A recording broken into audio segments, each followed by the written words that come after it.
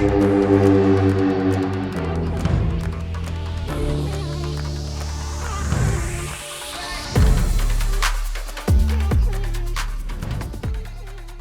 what's good everyone? I'm out here in Vegas for my birthday week. I'm trying to win at the Wynn. I mean, I can't lose in my birthday week, right? But hit that like and subscribe button for some run good for my birthday week. Alright, wish me luck. I belong to you. I belong to you.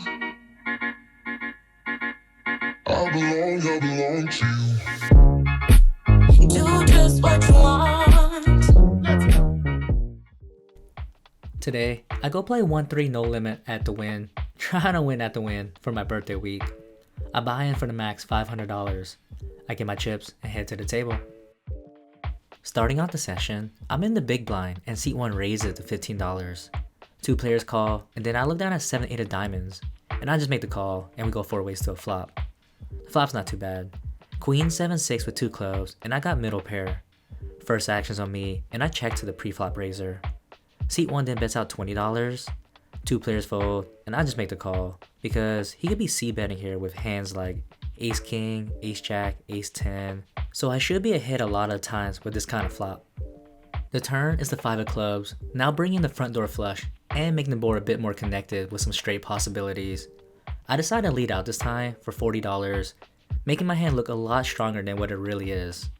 This is going to put a lot of pressure on 1 pair holdings, if he even has a pair. He quickly folds, and I take down the first pot of the night. Hey, starting off the session, winning at the Wynn. That's what I'm talking about. Let's go. This next hand, I look down at King 9 of hearts and limp in for $3. Looking back, I should never be limping in here. I definitely should have raised. The button calls, and the big blind checks, and we go 3 ways to a flop. The flop is pretty good. 3 Jack King with 2 clubs, and I got a top pair. The small blind leads out for $10, and usually when the first player leads out, usually mean they're pretty strong. But I mean, how strong can he really be? He didn't even raise pre-flop. I just make the call along with the button, and we go to a turn. The turn's the 8 of spades, which shouldn't change much. This time, the small blind checks, and so do I. The button then bets out $30. The small blind folds, and when action's on me, I make the call. I mean, this was a limped pot, so at best he has pocket 3s, maybe Jack 8 for 2 pair, but you can't be afraid of monsters on their bed. Heads up to a river, which is the queen of clubs, now making the board hella connected, and brings in flush draws and straight draws. I didn't think my king was good here, so in the moment, if he did have a set of 3s or a 2 pair, I want to put a lot of pressure on him, and the river is a perfect scare card. So I lead out for $100, and my opponent snap folds. He shows the king of spades, so if he had a hand like king 10, this was a good bet by me, as his kicker would have played. But now looking back, I definitely had enough showdown value, as I didn't think I need to bet so big there, because only better hands are calling. But I take down the pot. A few hands later, a couple of players limp in, and I look down at deuce 5 of spades and raise it to $15. 2 players call, and we go 3 ways to a flop. The flop is king, queen, king, all offsuit, and I break this one. Action checks to me, and I decide to check being in position.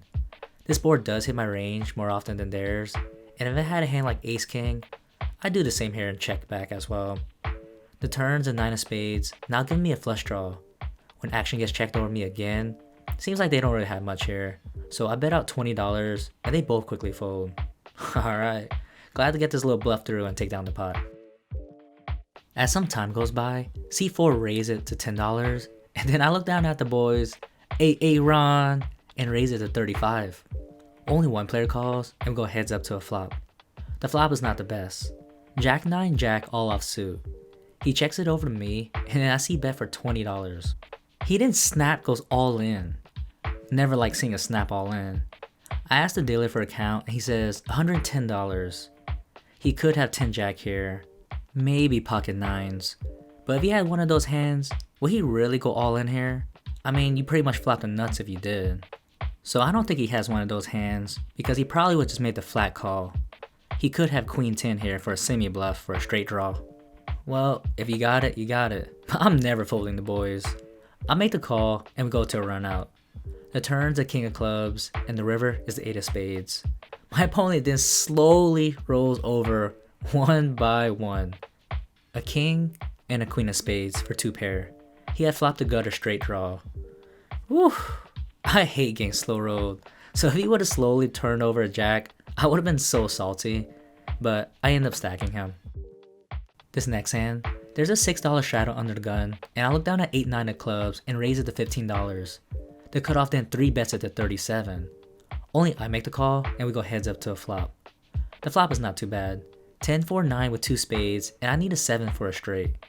First action's on me, and I check to the 3 better. He could be having an overpair here. The cutoff bets out $20, and I make the quick call. The turn is a fun one. The 5 of clubs now give me a backdoor flush draw. I check again to him, planning to check raise big on any bet, but he quickly checks back.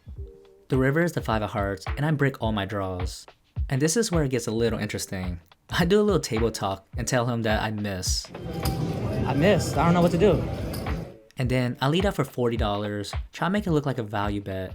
But now looking back, I definitely should have sized up. He snap calls and shows ace high and takes down the pot. You're not supposed to believe me in my table talk. He then tells me he watched another poker vlogger, and that when people say that you missed out loud, you believe them. Wow, what a fail. Nice call, but ado man.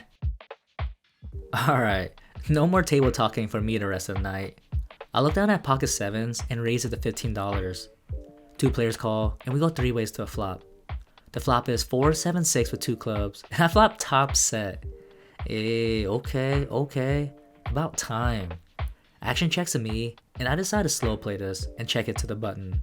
He then bets out $12, the middle position folds, and then I raise it to $67, trying to make it look like I'm on a flush draw. And he then snap goes all in for 156. I couldn't flick in my chip fast enough, and we go to a run out. The turn is the 8 of hearts, and the river is the queen of diamonds. My opponent shows ace-7 of spades, and I stack him. A whole orbit goes around, and C4 raises to $18. I look down at king-queen offsuit, and I make the call along with one other player, and we go 3 ways to a flop. The flop is a pretty good one. 5 king-queen all offsuit, and I flop top 2 pair. C4 bets out $40, which is a pretty big C bet. He's pretty much saying he has pocket aces or ace-king. I just make the flat call being in position, as I don't want to raise and scare him away. I'm hoping he has one of those hands I just mentioned.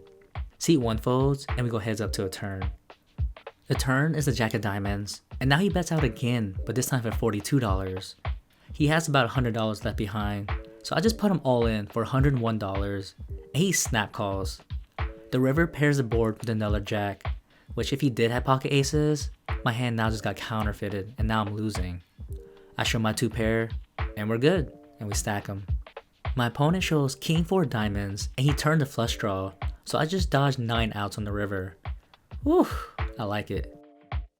Last interesting hand of the night, I look down at 10 jack of hearts in the cutoff, and raise it to $16.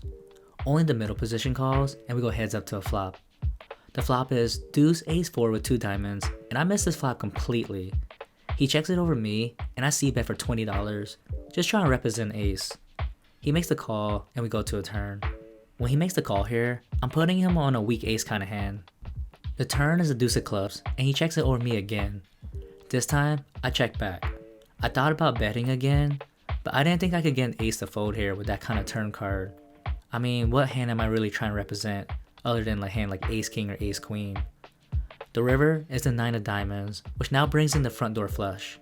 He checks it over me for a 3rd time, so he doesn't seem to be very strong. Well, I can't win with jack high, so I bet out $50. He makes a quick call. I tell him he's good, but he didn't want to show his hand. So I show my jack high, and he shows ace 10 for 2 pair and takes down the pot. Now, do you think if I would have bet $50 on the turn, and then bet big like 100 to 125 on the river, you think I could have got that ace 10 to fold? I'm just trying to work on my game and get better, and I want to start incorporating me 3-barreling all 3 streaks when I have nothing.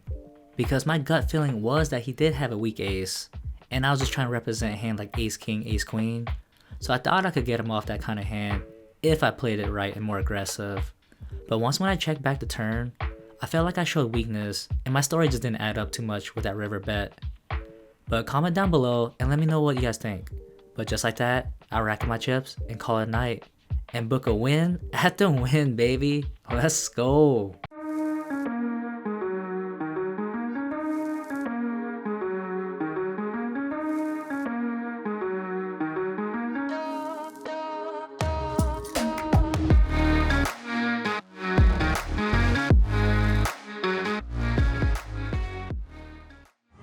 Alright, just got done with the session. The Wynn was really cool. Chill vibes, the atmosphere was cool, great dealers. It was a fun time. We played 1-3 with the max buy-in was $500. Nothing crazy action tonight. Kind of a tight table actually. But I was in for the game for $500 and out for $1,008. So I came up $508. That's right. I just won at the Wynn. I guess it's not win at the Wynn, but I don't know, but I can't be losing out here on my birthday week. Hell no. But thanks for watching and see you on the river. In Vegas, baby.